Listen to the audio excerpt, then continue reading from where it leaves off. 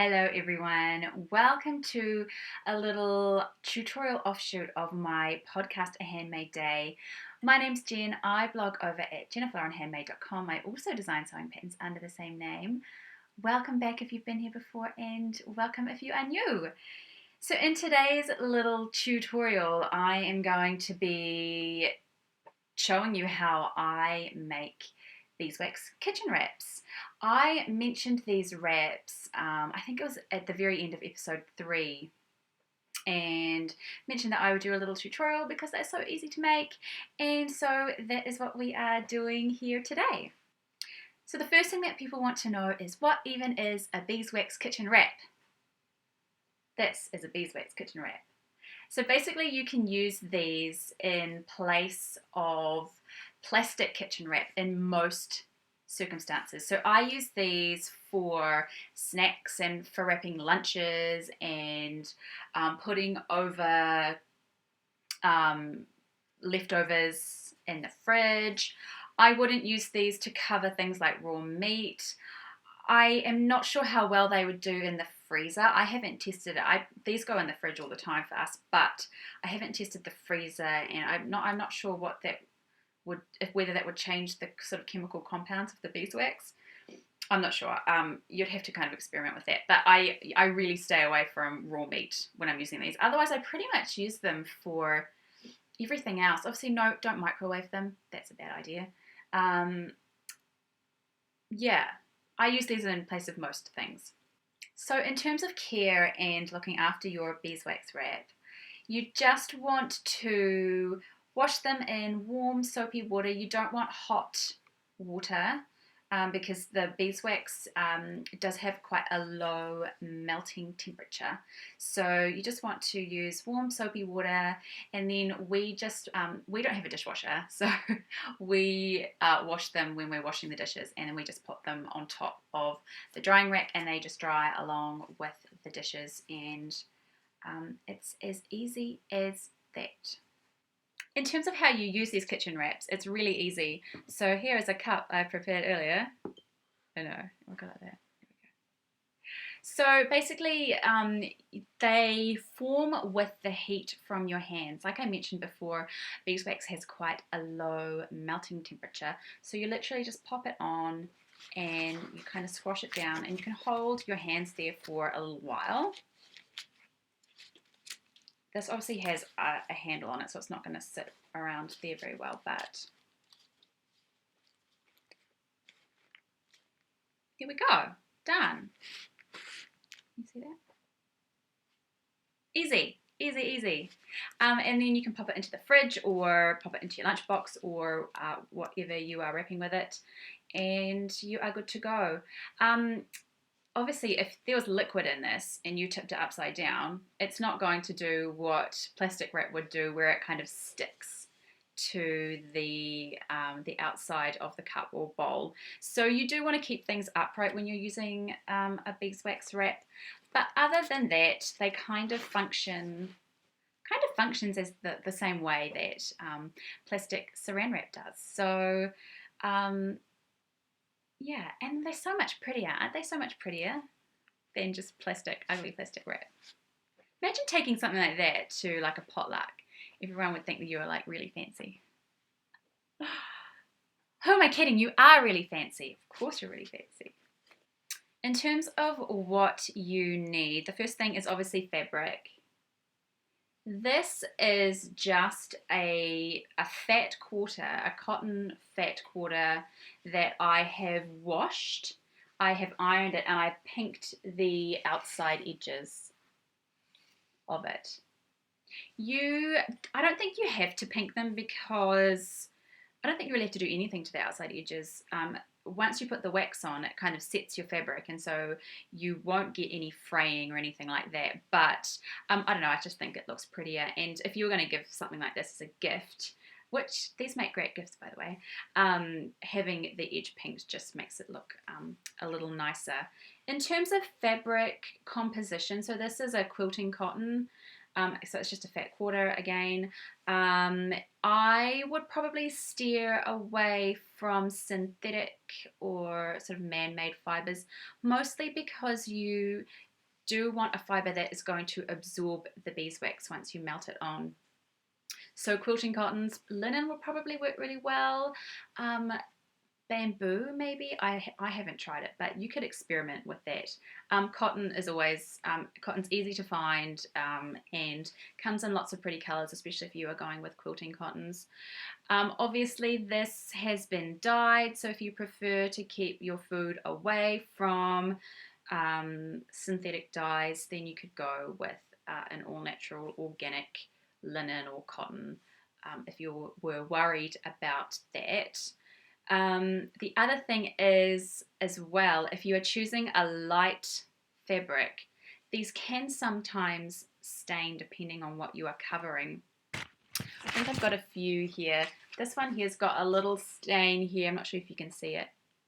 We eat a lot of kind of like tomato based things, so we wrap lots of leftovers that have tomato things on them, and there is the possibility that you could stain these, but I mean, I don't know.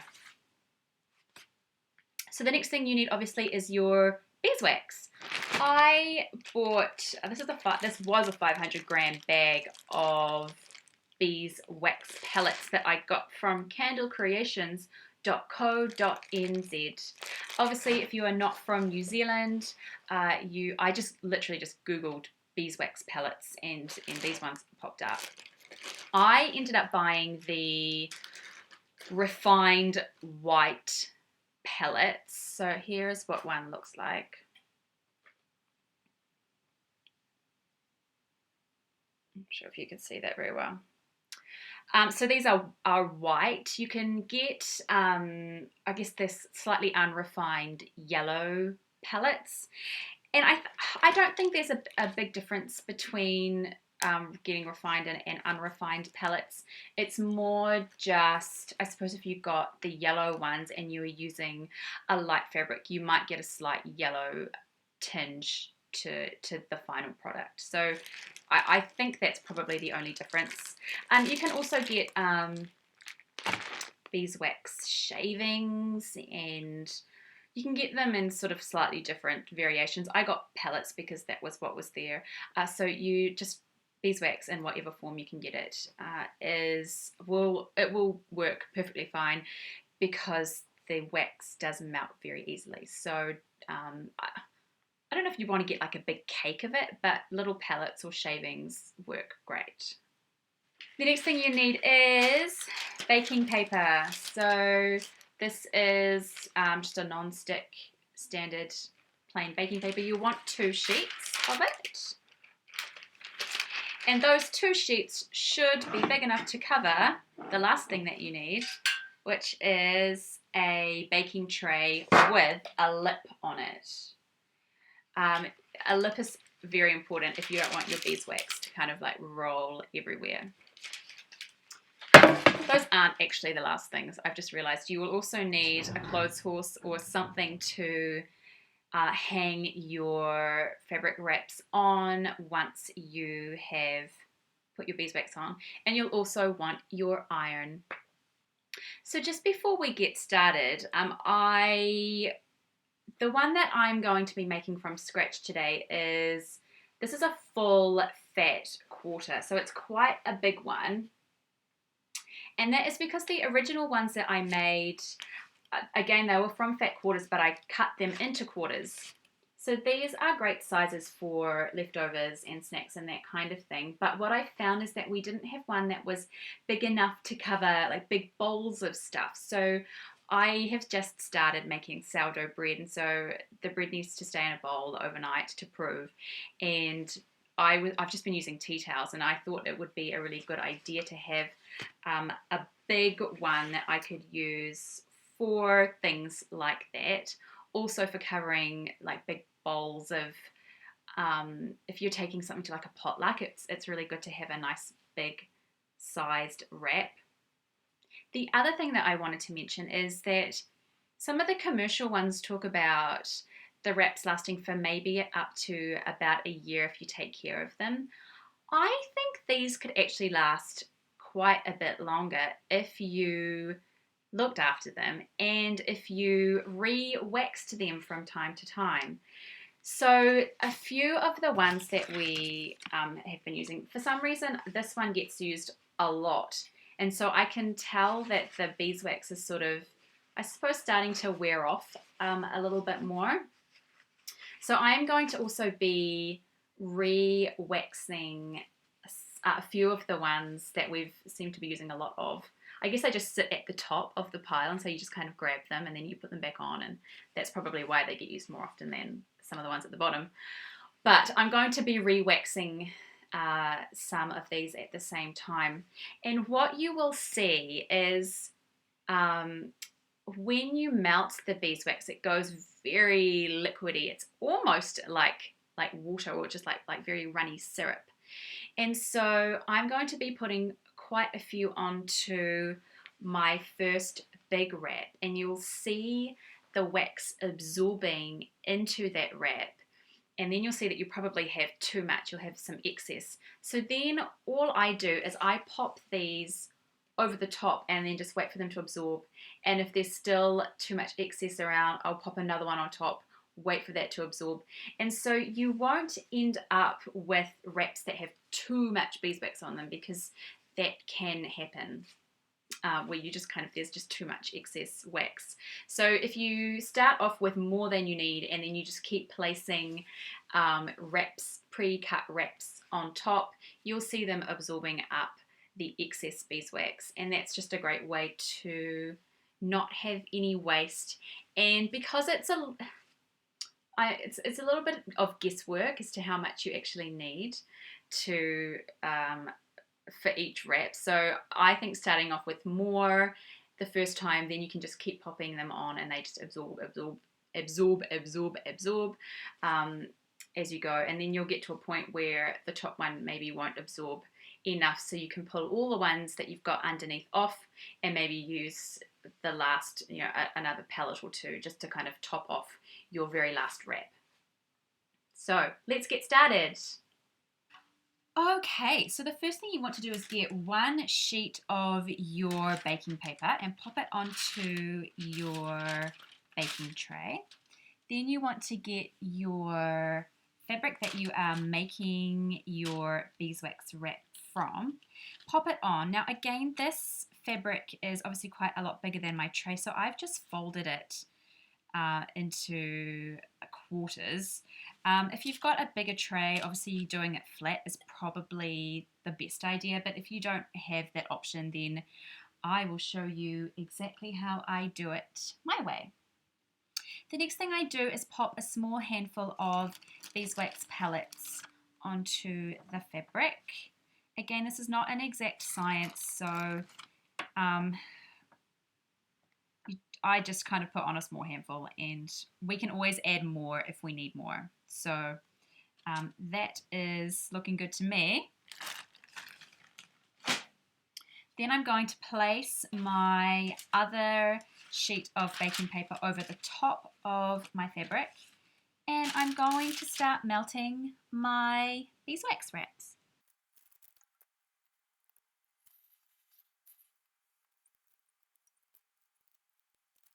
Now, as you can see, the fabric is starting to absorb those beeswax pellets. So you can see where it looks wet versus where it's dry, where there hasn't been any wax melted onto it.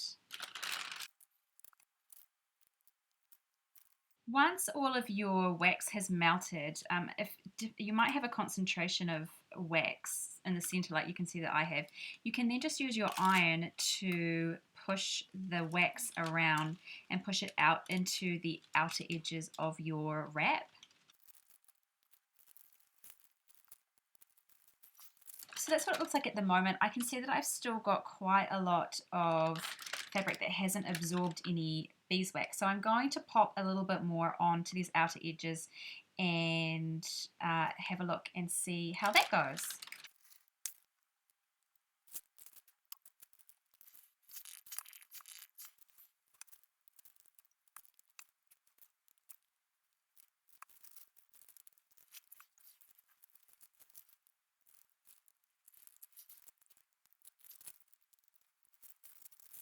Now I've spent quite a bit of time making sure that the beeswax has gone all the way to the edges of my wrap, and so I'll just have to show you what that looks like.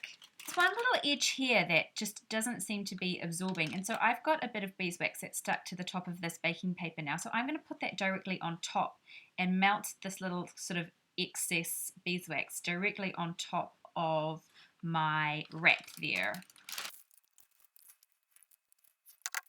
That's much better.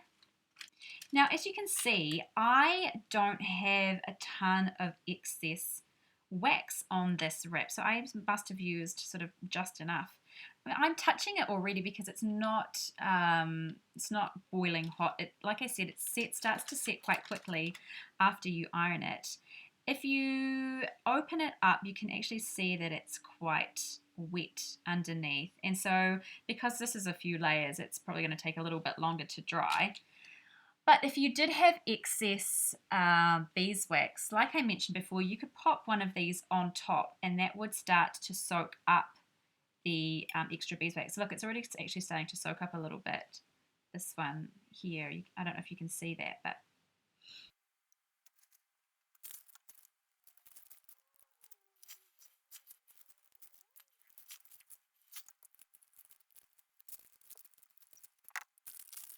and you can just continue on like that until you have all of your fabric waxed.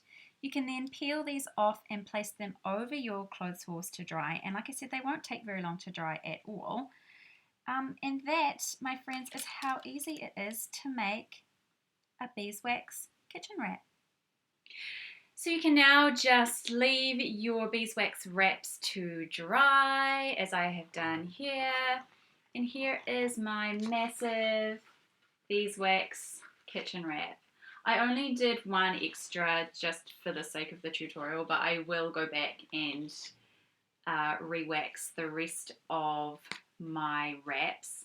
But that is how easy it is. Some people use jojoba oil in their wraps, but I think the way that I've shown you how to do it, it would be quite hard to get the right proportion of oil and then get it all mixed in and kind of evenly spread over your wrap. And I think the only reason they use jojoba oil is for some sort of antibacterial properties. But if you're just wrapping cheese and sandwiches and biscuits and leftovers and things like that, and you're taking care of them and you're washing them every time you use them, making sure that they're completely dry before you pop them away into your drawer, you'll get heaps of wear out of these, and I don't think you need to worry too much about having antibacterial essential oil in your beeswax wrap. You could, if you wanted to, spray these with antibacterial spray before you pop them in the wash. That's totally up to you. The beeswax is really penetrated into your fabric though, so I don't think much will get in there, but if you're a little bit worried about it, then you can totally do that. I just store these flat in a drawer, ironically next to my plastic wrap. But other than that, if you have any questions, please let me know in the comments. This is definitely not the only way that you can make these wraps. These are just how I made them. It's easy if you've only got a small space to work with, so using your iron and using a tray to iron on the pellets is, I think, the easiest way that I've found personally. If you've got lots of time in a big kitchen, I know that people also just like melt their wax in a big pot and just kind of dip the fabric in. You can kind of experiment with different ways that you can make these beeswax wraps. This is not the be all and end all way. But if you do make these, please let me know. I would love to see them. And again, they make a great gift.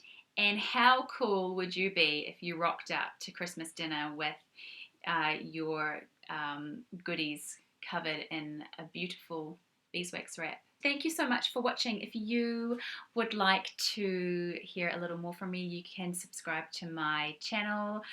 You can also watch previous episodes of my podcast, which is A Handmade Day.